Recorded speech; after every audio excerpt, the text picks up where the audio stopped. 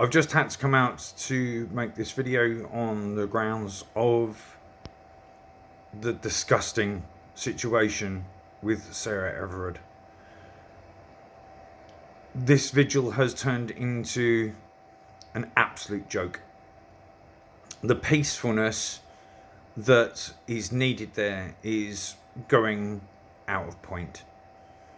People are using it as another place to fire a flame off. The police presence there is needed because it's law. Don't get me right, I can fully understand why the police aren't exactly personally welcome there at this point in time, and it is like sticking a huge burning torch into a huge keg of dynamite.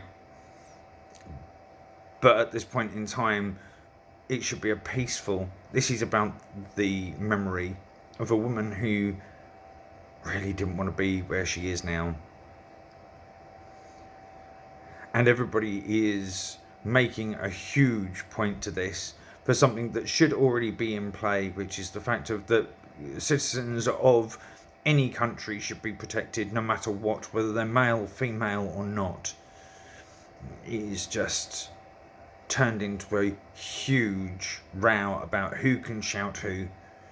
There's so many people at this present second that are putting themselves at risk by doing this vigil. Don't get me wrong, the vigil is the right thing to do because it is up in the air, but so many complications with this. And the behaviour of people that are actually currently at that point in time, not to all, but to the few that make it into a nightmare. You're not respecting her. What you're doing is you're shouting loudly and making a noise. Doesn't change anything. What it looks like to me is that people are just getting out and meeting their mates because they found a way to do it. What's actually going on with Sarah Everard and what's happened is disgusting in every way, shape or form.